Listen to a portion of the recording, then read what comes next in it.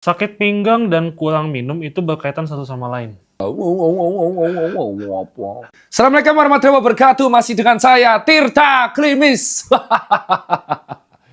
Di konten Tirta Citot kali ini. Ini nggak ada kopi nih. Kopi. Kopi. Tolong kopi ada. Kopi. Chelsea. Salam Chelsea, Pak. Kita senasib. Wes, ini dia. Chelsea.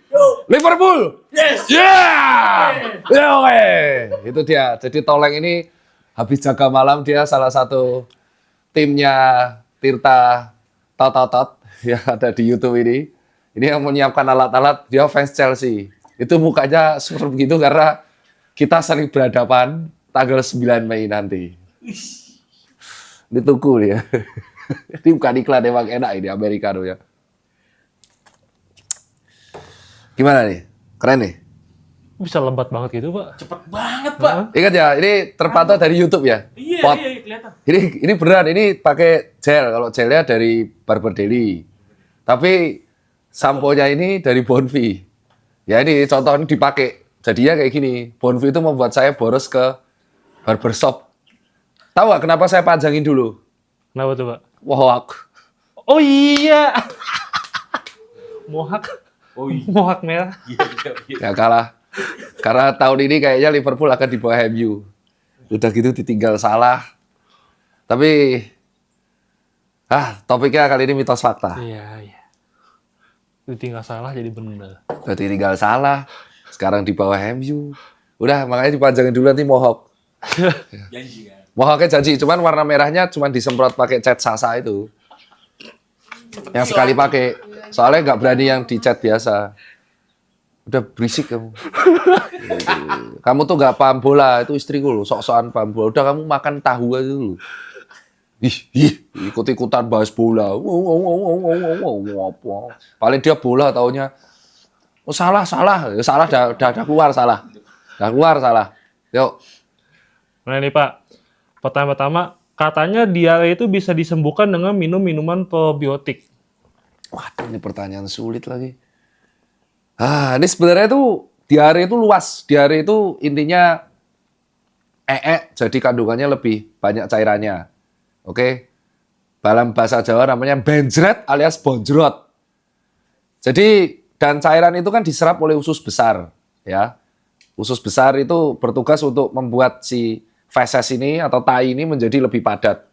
Nah, kalau misalkan ada ketidakseimbangan atau masalah di usus besar, mungkin ketidakseimbangan bakteri, infeksi, kelainan atau spasem usus, kelainan penyerapan, intinya gangguan motilitas, gangguan pada usus, itu airnya nggak jadi diserap. Sehingga air ini numpang lewat yang akhirnya membuat diare. Dan penyebabnya banyak diare itu, seperti yang tadi. Apakah probiotik bisa menyembuhkan diare? Nah, ini masalahnya kalau jawab ya, yang seneng adalah semua suplemen. Kalau jawab enggak, itu bisa dibantah. Jadi jawabannya adalah it depends atau tergantung. Loh kenapa? Karena ingat tergantung penyebab diare tersebut. Kalau penyebabnya infeksi bakteri, maka selama bakterinya itu tidak diatasi, ya diarenya akan tetap ada. Contoh, kolera, demam tipoid, infeksi pada usus. Tapi kalau penyebabnya psikologis, bisa penyebab psikologis, bisa. Karena ada kompleks banget ini, kompleks saraf di sini. Kompleks mesenterikus nih, di sini. Kompleks sarafnya di usus tuh padat, berat. Jadi kadang kalau ada gangguan psikologis, dia bisa diare.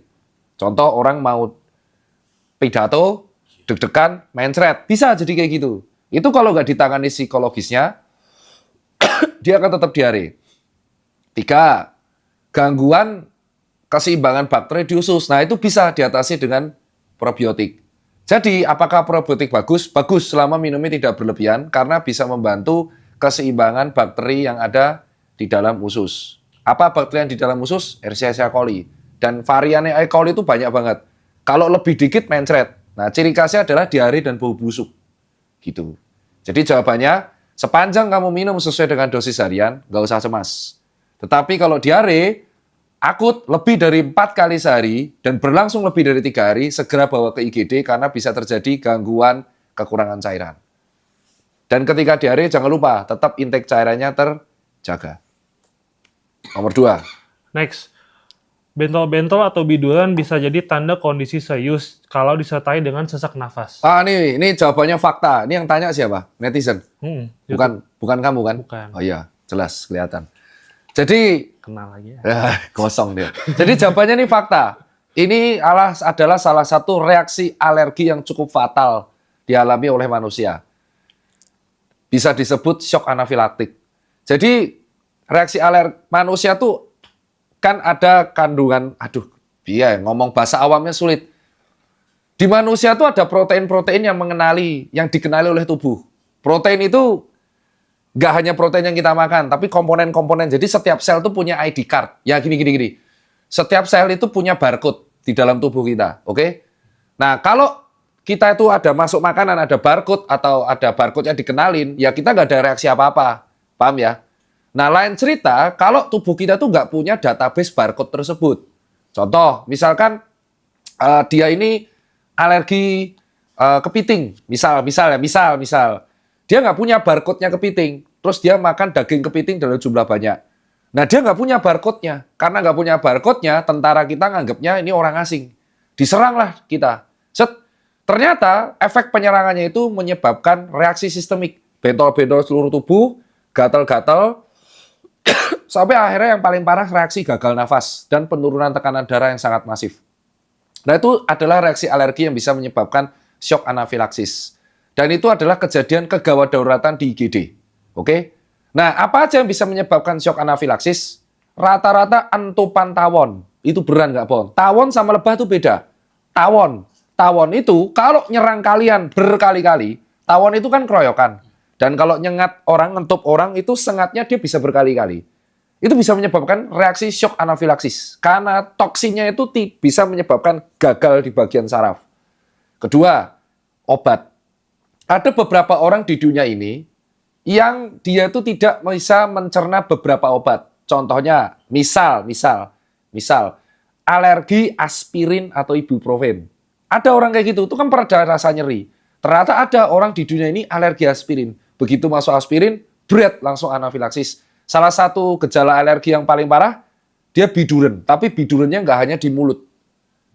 Biasanya bidurennya itu di distal. Tahu distal? Jari kaki, jari tangan, telapak, bentol-bentol. Sampai akhirnya mendekati sentral, mendekati area otak dan jantung. Nah, ketika sudah ada reaksi gagal nafas, itu bahaya banget.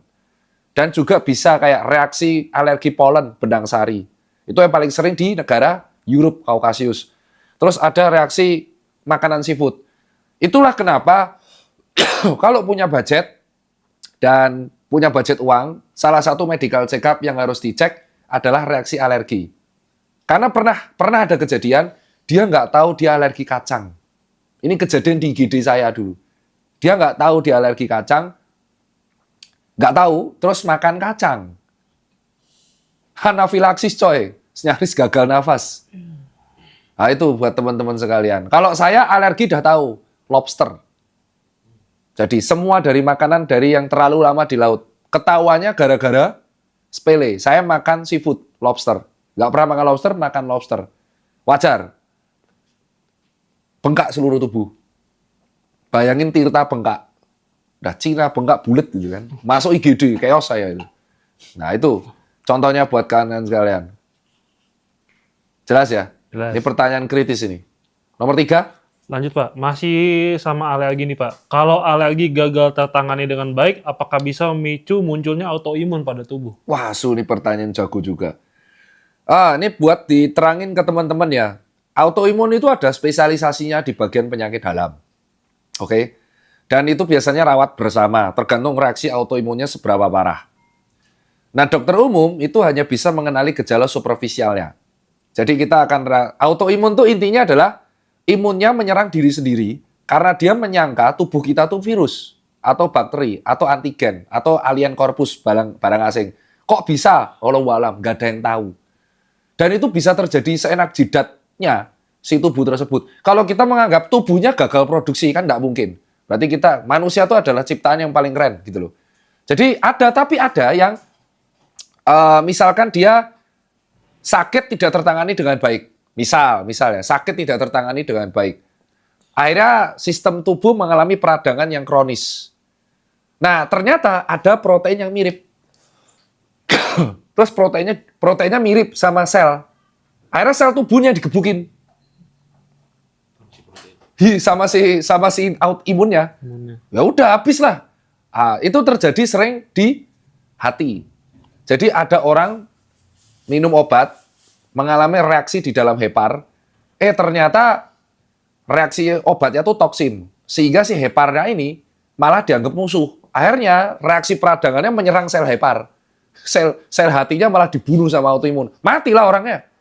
Nah, itulah disebut kenapa autoimun itu penyakit yang kita nggak tahu penyebabnya apa. Ya, tiba-tiba ada. Ya, jadi ini buat teman-teman sekalian, betul, ketika ada sebuah penyakit yang tidak tertangani baik dan itu berhubungan tentang metabolisme di dalam tubuh, bisa menjadi faktor resiko.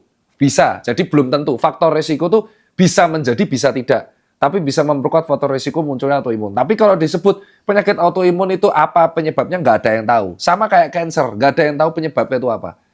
Gaya hidup itu hanya sepersekian persen. Kalau soal autoimun ya seperti itu jawabannya. Oke ya. Oke. Next. Sakit pinggang dan kurang minum itu berkaitan satu sama lain. Apakah orang yang sakit pinggang pasti kurang minum? Itu belum tentu. Tapi apakah orang yang kurang minum pasti sakit pinggang? Ya. Jadi jangan dibalik. Ingat ya, apakah orang yang sakit pinggang itu pasti kurang minum? Belum tentu. Tapi apakah orang yang kurang minum jumlah banyak pasti akan ada sakit pinggangnya? Iya. Jadi jawaban pertama, kenapa kok orang yang sakit pinggang belum tentu kurang minum? Karena di pinggang ini banyak banget kompleksitasnya.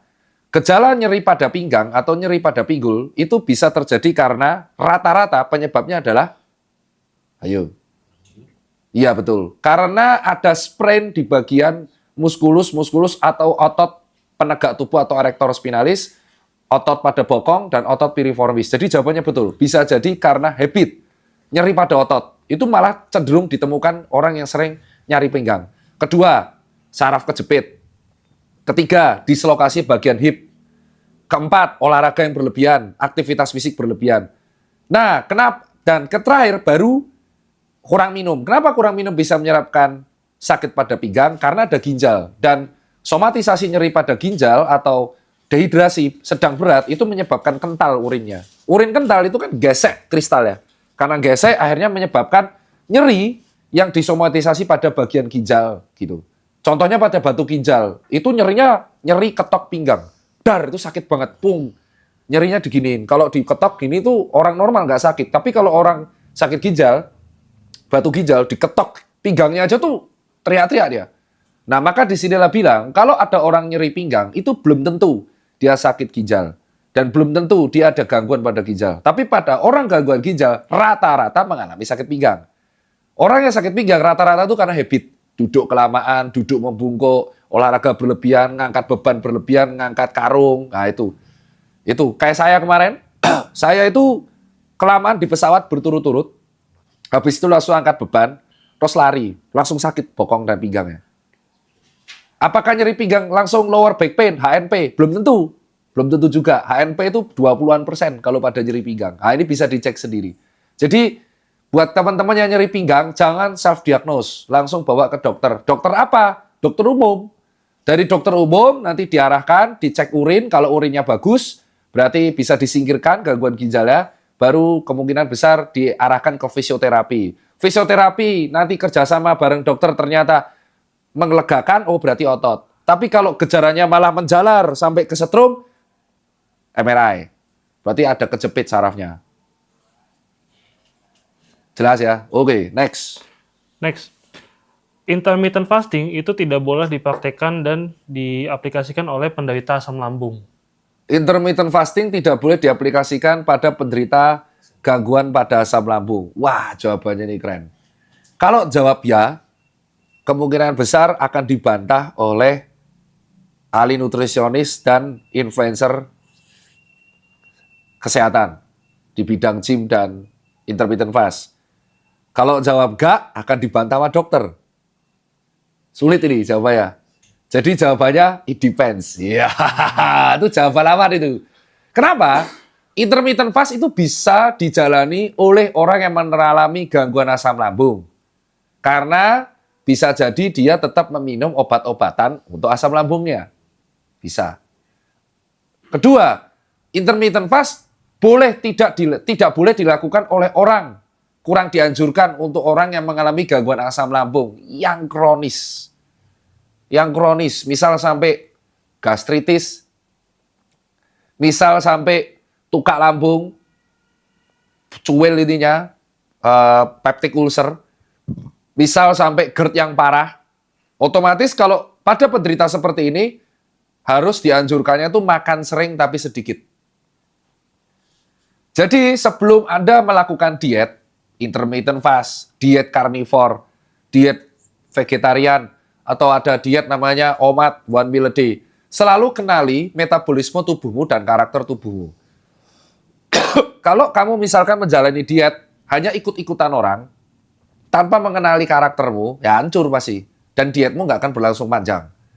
Bisa nggak orang GERD menjalani IF dengan baik? Oh bisa, malah GERD-nya bisa sembuh. Kenapa? Karena dia membuat jadwal makannya jadi terkontrol. Nah, lain cerita kalau sudah ada peptic ulcer. Nah, kalau peptic ulcer, lambungnya kosong, nyerinya setengah mati. Habis makan pun nyeri setengah mati. Jadi selalu konsultasikan. Nah, terus caranya gimana kita tahu? Ya mau nggak mau harus diaplikasikan. Tapi jangan langsung ekstrim. Misal 12-12, terus akhirnya jadi 14-8. 12-12 terus jadi 14-10, 16-8, 18-6. Sampai ketemu yang cocok buatmu. Gitu. Dan intinya, kalau kalian mau lakukan perubahan gaya hidup ke arah lebih sehat, itu jangan ekstrim. Kurangi bertahap apa yang kamu bisa. Misalkan rokok, mabuk, makan banyak. Apa yang bisa kamu kurangi dulu? Rokok, oke. Kurangi aja dulu, baru bertahap. Gitu kalau dari saya. Ya, ini biar dua belah pihak nggak marah-marah nih. Yes. Next. Ini bagus nih Pak menurut saya. Onani mampu mengurangi resiko kanker prostat. Wah, anjing. Ini kemarin viral. Tapi ini Tirta Klimis. Yes. Jadi Tirta Klimis brandingnya lebih gentle dan tegas. Jadi nggak usah ketawa-ketawa kau. Jadi pada dasarnya ini kemarin dari penelitian ternyata kualitas sperma yang bagus itu harus rutin dikeluarkan. Ini benar ada papernya dan ini viral kemarin di digital media karena diangkat oleh beberapa sejawat dokter, salah satunya Dr. Adam Prabata, dia internis. Ternyata sperma yang rutin dikeluarkan itu bermanfaat bagi cowok. Satu, memperbaiki kualitas sperma. Jadi tidak menyebabkan retrograde ejakulasi. Jadi karena kelamaan tidak dikeluarin, dia membatu di tampungan testisnya, jadinya ganggu. Kedua, bisa mengurangi faktor resiko CA prostat, itu betul. Dan itu ada papernya. Nah, artinya, terus adalah netizen mengatakan, berarti kalau sperma rutin dikeluarkan, kalau terlalu berlebihan, kategori rutinnya berapa? Itu bisa 3-4 hari sekali, papernya mengatakan. 3-4 hari sekali rutin dikeluarkan, itu akan membuat produksi sperma menjadi bagus dan mengurangi faktor resiko CA prostat. Nah, terus jawablah netizen, berarti kalau rutin dikeluarkan kan daripada seks bebas, cokli adalah kunci. Ini ribet ini. Jadi jawabannya adalah, ya betul, memang betul, semakin rutin dikeluarkan, itu akan membuat dua faktor resiko ini menjadi berkurang, yaitu gangguan produksi pada sperma dan CA prostat. Tetapi jangan cokli sak gon-gon, cokli setiap saat, dan cokli setiap jam. Nah, itu berbahaya, Mas. Misal, wah kata Dr. Tirta cokli bermanfaat. Oke, saya cokli tiap jam. Saya cokli tiap 6 jam. Nah, itu jangan. Saya cokli tiap hari. Hari ini, tiada hari tanpa cokli. Bangun tidur, ku terus cokli. Ya, tidak seperti itu. Konsepnya, aku tahu isi otak kalian tuh kayak apa. Jadi yang dilakukan adalah tiap 2-3 hari. Bukan bangun tidur, apa yang dilakukan? Kata Dr. Tirta, bangun tidur, ku terus cokli. Ya, jangan. Tapi bangun tidur ya lakukan aktivitas normal. 2-3 kali. Ya, itu. Jadi ya mau gimana, ternyata onani ternyata ada manfaatnya jika dilakukan 2-3 kali. Ya, seminggu gitu kan. Ya udah, kalau punya pasangannya, oh saya seks bebas. Ya itu ketemunya nanti sama saya kalau kamu kencing Nana dan ada Raja Singa, Sifilis dan Gonor. Modar manukmu, sak dok-dokmu. Gitu. Dokmu udah dilontong opor. Nah, terus yang berikutnya, jadi tetap pada prinsipnya adalah coklinya itu tahu diri gitu loh. Jangan di kereta ngacengan cokli. Terus habis lihat film ke WC cokli. Di tempat padel di WC cokli. Di mana itu? Di sekolah ke WC cokli. Ah, jangan, ya tahu diri. Jangan biarkan titit mengendalikan otakmu. Wah, itu menurut saya. Yes. Paham ya? Paham. Paham, itu maksudnya. Ini next. Viral. Viral. Microsleep itu dikarenakan kelelahan otak atau kelelahan badan? Pertanyaan kritis nih. Microsleep itu dilakukan karena kelelahan otak atau kelelahan badan. Jawabannya adalah karena dua-duanya bisa. Kelelahan badan itu adalah motorik, otot rangka. Jadi kita anggapnya kelelahan badan tuh kan tubuh kalian bisa bergerak tuh karena ada otot yang menempel pada tulang rangka, ada bone, muscle-nya. Dan ini kalau lelah semua, otomatis kalau dia kekurangan oksigen, asam laktatnya numpuk, sehingga dia akan memberikan sinyal kepada otak, bro rehat. Karena yang bisa membuat otot recovery adalah tidur. Ya, itu adalah kenapa ada tulisan rest is part of the training. Karena kalau kamu nggak rest, ototmu, terutama otot-otot motorik itu tidak akan bisa rehat. Kecuali otot jantung, dia otonom. Otot pada paru, dia otonom. Otot pada usus, dia otonom. Otot pada pencernaan, dia otonom. Nah, kelelahan otak itu bisa juga karena dia terlalu menggunakan otaknya untuk bekerja. Contoh, kamu habis berpikir keras. Kayak contoh, kamu habis ujian. Itu berpikir keras. Kamu menggali memori pada lobus frontal, capek. Energi yang dibakar capek. Catur, itu bisa keras banget mikirnya. 6.000 kalori hilang, capek. Mobile Legends capek. Kelelahan otak, itu akan capek. Nah, ketika microsleep ini terjadi, contoh microsleep adalah menyetir. Otot yang digunakan banyak. Punggung karena duduk. Pundak karena nyetir. Lengan, leher menegakkan leher. Dan otakmu digunakan pressure karena kamu harus konsentrasi. Jadi mata konsentrasi, otak mikir. Akhirnya kena dua-duanya. Karena dua-duanya kelelahan, dia akan microsleep. Kenapa microsleep terjadi? Karena ada alam bahasa, ada sistematika saraf di dalam tubuh manusia yang dia nganggap, wah ini kondisi tubuhnya udah nggak fit. Akhirnya dia dipaksa untuk microsleep supaya tubuhnya recover. Nah, gimana kalau microsleep ya pas nyetir? Tabrakan. Itulah alasan di mobil zaman sekarang, setelah 90 menit nyetir, biasanya dia disuruh relaksasi. Karena itu titik limit ketika driver itu mengalami kelelahan. Itulah alasan kenapa banyak driver truk menggunakan drug abuse supaya tetap standby. Tahu kan, kasus penggunaan drug abuse pada supir truk, supir bus, itu banyak. Atau dia menggunakan minuman energy drink terlalu berlebihan. Karena taurin itu bisa menggunakan dosisnya beribu-ribu kali lipat kafein dan bisa digunakan untuk standby. Yang akhirnya jadi gagal ginjal. Karena sistematika saraf simpatisnya dipaksa standby terus. Supaya microsleep-nya nggak kejadian. Itu jawabannya. Jadi jawabannya itu fakta. Next. Penyakit genetik itu sebenarnya bisa disembuhkan atau dihentikan biar tidak ke gen yang lainnya. Tidak menurun gitu, Pak. Enggak. Bisa ya disembuhin dengan cara rekayasa genetik. Jadi jawabannya penyakit genetik itu tergantung diturunkannya nempel di kromosom X atau Y. Ya, kalau nempel di Y ya otomatis kalau selama dia punya anak cowok ya akan menurun terus. Misal dia ada hipertensi, bapak ibunya. Kita nggak tahu hipertensi ini nempel di kromosomnya siapa, X atau Y. Kalau ternyata hipertensi yang nempel di Y, ya selama, kan kalau cewek XX, cowok XY. Kalau dia punya, terus ini hipertensi. Kita nggak tahu hipertensi ini nempel di Y apa enggak. Kalau misalkan hipertensinya di bapaknya, kita kan nggak tahu. Ada X, ada Y, nempel di X atau Y. Kalau sampai nempel di Y, ya selama ini punya anak cowok, ya dia akan hipertensi terus. Satu-satunya cara dilakukan rekayasa genetik di bagian DNA, diturunkan XY-nya ini di DNA mana, baru direkayasa. Dan apakah bisa suatu saat kita menciptakan manusia yang perfect tanpa penyakit sama sekali? Bisa kalau misal teknologinya maju. Dan itu menjadi kontroversial karena itu namanya perkembangan in vitro. Jadi mengembangkan manusia dari teknologi paling unggul, dari bibit yang paling unggul, yang minimalisir resiko penyakit genetik. Itu bisa. Tapi apakah sesuai dengan religius agama masing-masing kan belum tentu. Itu konfliknya. Jadi misalkan gini, misalkan si Daniel donor sperma, set dikumpulin spermanya, terus istrinya dikumpulin sel ovumnya, dipilih gitu, yang ovumnya paling bagus dan spermanya paling bagus, dijadiin satu, dikembangkan in vitro, baru dimasukin ke rahim atau uterus yang cewek. Terjadilah bayi paling perfect. Bisa request kembar apa enggak.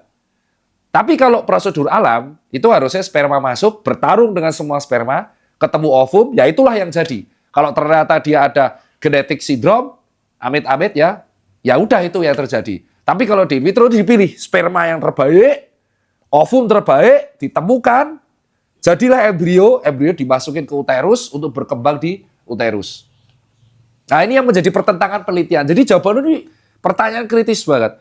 Kelak, karena manusia ingin menghindari penyakit genetik, akhirnya dipilihlah sperma terbaik dan ovum terbaik untuk perkembangan in vitro, jadilah embrio dimasukin ke uterus. Nah ini yang menjadi bahasan zaman sekarang antara agama dan sains. Seberapa jauh sebenarnya hal ini bisa lebih jauh. Cuman kalau kamu ateis, ya sah saja. Gitu. Jadi jawabannya belum bisa dihindari. Ya bisa, caranya kayak gitu. Tetapi sekarang perkembali ke masing-masing. Gitu. Jadi beneran bisa, sperma terbaik kan otomatis kan harus dicek. Oh sperma ini terbaik nih.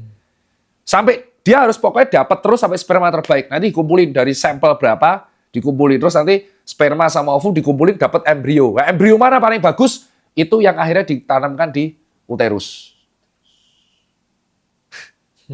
Dan jadi ya proper, manusia perfect. Bisa. Ya, cuman kembali ke masing-masing, itu teknologi dan itu masa depan, itu future. Ya mungkin setelah saya mati, mungkin umur 80, 60, 50, pengen saya sampai umur 60, 70. Ternyata di umur saya 100 tahun setelah kelahiran Tirta, muncul teknologi itu, bisa jadi. Atau kelak nanti orang disabilitas punya cyborg, ya itu bisa jadi. Karena mungkin itu jadi ceng-cengan zaman dulu ya. Itu ceng-cengan zaman dulu, tapi sekarang orang disabilitas udah ada yang punya robotik loh di kirinya. Siapa tahu jadi cyborg, Robocop. Orang yang pokoknya polisi zaman paling netral menurutku polisi robot. Karena nggak punya emosional. Suatu saat menurutku akan ada polisi robot. Nah itu. Ya itu kalau perang, dulu kan orang perang jinain bom pakai manusia. Sekarang kan pakai robot itu. Yes. Supaya apa? Kalau meledos ya kena robot ya kan. Drone.